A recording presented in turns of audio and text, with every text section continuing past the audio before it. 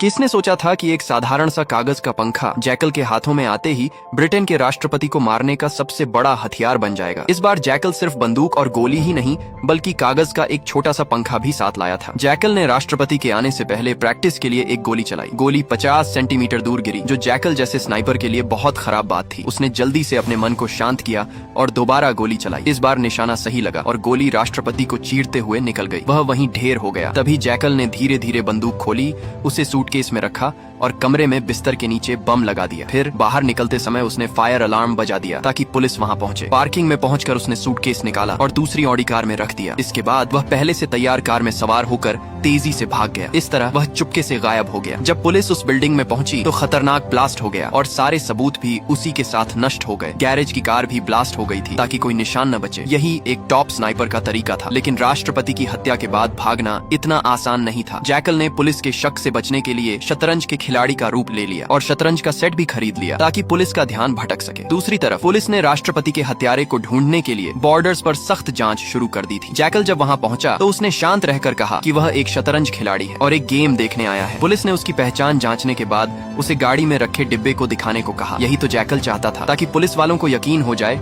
कि वह शतरंज खिलाड़ी ही है। पुलिस ने उसका पतला दुबला शरीर देखकर सोचा कि वह शायद मुर्गी भी न मार सके और उसे जाने दिया। जल्द ही जैकल फ्रांस पहुंच गया। एक इंटरनेट कैफे में जाकर उसने अपनी यूएसबी कंप्यूटर में लगाई और अपने कॉन्ट्रैक्टर से पूछा कि राष्ट्रपति को मारने का पैसा कब आएगा। जैकल आज तक उस कॉन्ट्रैक्टर से नहीं मिला था। वह मिलना चाहता तो था, लेकिन अगले कॉन्ट्रैक्ट के लिए $10 लाख सुनकर उसका मन डोल गया। उसने और कुछ नहीं सोचा और हाँ कर दी। उसने कहा कि 5 लाख काम से पहले, बाकी के बाद में। कॉन्ट्रैक्टर भी मान गया और उसे लोकेशन बता दी। जैकल पहले लोकेशन पर गया। वहाँ कॉन्ट्रैक्टर की एक एजेंट ने जैकल को नया टारगेट दिखाया, लेकिन जब उसे टारगेट का पता चला तो उसने कीमत 5 लाख से सीधे 10 करोड़ कर दी, क्योंकि यह टारगेट दुनिया का सबसे अमीर आदमी था और उसकी सुरक्षा बहुत सख्त थी, जिसे मारने में काफी मेहनत लगेगी। इसके बाद जैकल ने स्पेन में अपने विला में पहुंचकर देखा कि उसकी पत्नी बच्चों के खिलौने समेट रही थी। जैकल को सामने देखकर उसकी पत्नी का दुखी चेहरा एक मासूम मुस्कान में बदल गया। पत्नी को लगा कि वह अपनी बिजनेस ट्रिप से जल्दी लौट आया है, लेकिन उसे नहीं पता था कि उसका पति दुनिया का सबसे खतरनाक स्नाइपर है। जब उसकी पत्नी खाना बनाने गई,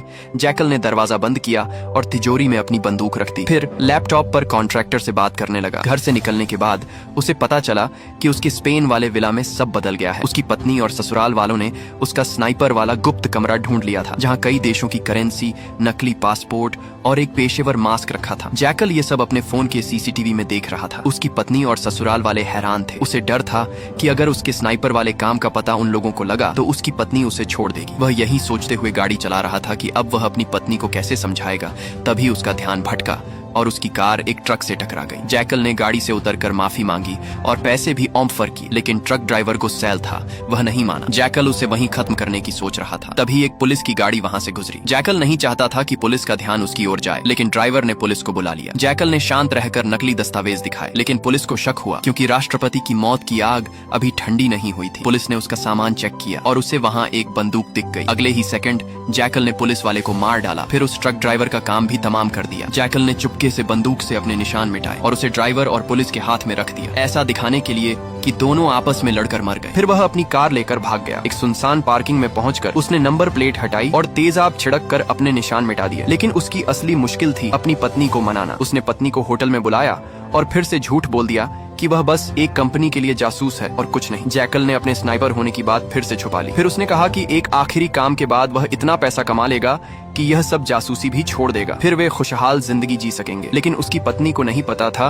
कि अब वह जिस आदमी को मारने वाला था वह कोई आम इंसान नहीं था। वह दुनिया का सबसे अमीर आदमी चार्ल्स था, जो इतना अमीर था कि उसने पूरा का पूरा आइलैंड ही खरीद लिया और अपनी सुरक्षा के लिए वहीं पर रहता था। इस खतरनाक मिशन के लिए जैकल ने कॉन्ट्रैक्टर की उस एजेंट से फिर से मुलाकात की और इस बार 10 करोड़ रुपए मांगे, जिसके लिए वह मान गई। आधे पैसे मिलने के बाद वह हंगरी के एक पुराने कारखाने में पहुंचा, जहां उसने अपने भरोसेमंद मैकेनिक से मिशन के लिए खास हथियार तैयार करवाए। चार्ल्स 2 हफ्ते बाद एस्टोनिया में भाषण देने वाला था, जो जैकल का सबसे अच्छा मौका था, लेकिन वहाँ की सुरक्षा बहुत सख्त थी। मेटल डिटेक्टर ने उसका पर्स तक पकड़ लिया। इसीलिए जैकल ने एक खास ट्रिक का जूता बनाने की फरमाइश की, जिसमें स्नाइपर राइफल के हिस्से छुपाए जा सकते थे। ये जूता प्लास्टिक और हल्के धातु से बना था, ताकि वह लंगड़ाते हुए सिक्योरिटी चेक को पास कर सके। मैकेनिक ने 3D प्रिंटिंग से यह जूता बना दिया, जो सिर्फ एक बार इस्तेमाल के लिए था। जैकल इसे आजमाने के लिए उत्साहित था, लेकिन उसे नहीं पता था कि पिछले मिशन में ब्रिटेन के राष्ट्रपति की हत्या के मामले में ब्रिटिश जासूस उसका पीछा कर रहे थे। वे जैकल को ट्रैक करते करते हंगरी के उसी कारखाने तक पहुंच गए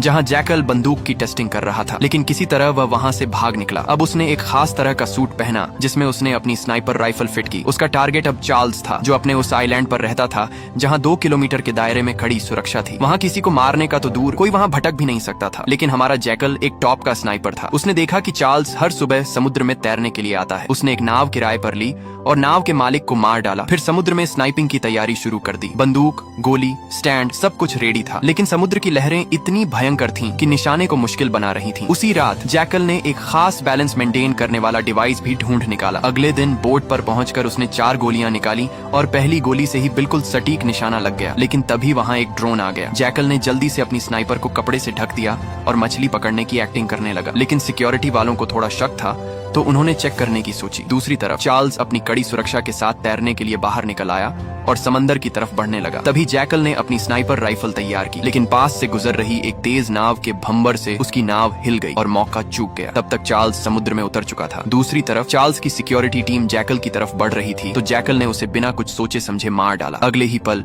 एक ड्रोन उसके पास आ धमका, लेकिन जैकल ने सिग्नल जैमर की मदद से उसे फ्यूज कर दिया। सिक्योरिटी हेड ने तभी वार्निंग दे दी कि कोई स्नाइपर उनके ऊपर एम करके बैठा है। हड़बड़ी में सिक्योरिटी ने चार्ल्स को बचाने के लिए उसे पानी में नीचे डुबा दिया। जैकल ने शांत रहकर गिनती शुरू की, ये जानते हुए कि चार्ल्स को सांस लेने के लिए बाहर आना ही होगा। उसने तीसरी गोली चलाई जो गलती से गार्ड को लगी। ये देखकर चार्ल्स पानी में इधर उधर भागने लगा। वहीं दूसरी तरफ जैकल ने उसके नाम की गोली बंदूक में डाल चुकी थी। उसने अपने तेज दिमाग का यूज करते हुए अंदाजे से निशाना लगाया और चार्ल्स की गर्दन के आर पार गोली डाल दी और उसे मार डाला। फिर वहां से भाग निकला। मिशन पूरा करके जैकल एयरपोर्ट पहुंचा। वहां से उसने कॉन्ट्रैक्टर को उसके बचे हुए पैसे के लिए मैसेज कर दिया और अपनी स्नाइपर राइफल कन्वेयर बेल्ट पर ही छोड़ दी। जैकल स्पेन अपने घर पहुंचा और उसे पता चला कि उसकी पत्नी और बेटा गायब हैं। उसकी पत्नी को उसका सच पता चल चुका था कि वह कोई एजेंट नहीं बल्कि दुनिया का सबसे खतरनाक स्नाइपर है, इसलिए वह उसे छोड़कर भाग निकली थी। तभी एजेंट महिला ने फोन किया और बताया कि वह स्पेन में है और उसे कुछ पैसे वैसे नहीं मिलने वाले। इतना कहकर उसने फोन काट दिया। तब जैकल को समझ आया कि उसके साथ बहुत बड़ा धोखा हुआ है। यही नहीं बल्कि कॉन्ट्रैक्टर की उस एजेंट ने पुलिस वालों को उसकी लोकेशन भी सेंड कर दी थी। जैकल ने बचे हुए पैसे, पासपोर्ट और हथियार लिए और भागने की तैयारी करने लगा। तभी पुलिस वाले घर के बाहर आ धमके और उसी समय जैकल का साला भी नशे में घर लौटा। पुलिस वालों ने उसे जैकल समझकर गोली चला दी। पुलिस को देखकर जैकल ने लाइट बंद की और अपने गुप्त कमरे की एक तरफा शीशे वाली दीवार के पीछे छिप गया। पुलिस वाली ने दीवार की जांच की और दोनों दीवार के आमने सामने आ गए। थोड़ी देर बाद जैकल ने निशाना साधा, लेकिन उसका साथी बीच में आ गया और गोली से मारा गया। थोड़ी ही देर में जैकल ने उस लड़की को भी मार डाला। वहां से बच निकलने के बाद उसके सिर पर खून सवार था। जैकल ने ठान लिया था कि अब वह उस कॉन्ट्रैक्टर और उसकी एजेंट को ढूंढ ढूंढ कर मारेगा। लेकिन अभी उसकी सबसे बड़ी चिंता उसकी पत्नी और बेटे को वापस लाना था। उसने पत्नी को फोन किया, लेकिन उसने फोन कूड़ेदान में फेंक दिया। निराश जैकल हड़बड़ाहट में आगे बढ़ ही रहा था कि एक कार से उसकी कार की टक्कर हो गई और यहीं पर इस सीरीज का पहला सीजन खत्म होता है। नेक्स्ट सीजन अभी आया नहीं है। जैसे ही आता है उसकी एक्सप्लेनेशन भी आपको इसी चैनल पर मिल जाएगा। तो चैनल को लाइक और सब्सक्राइब करके रख लें। धन्यवाद।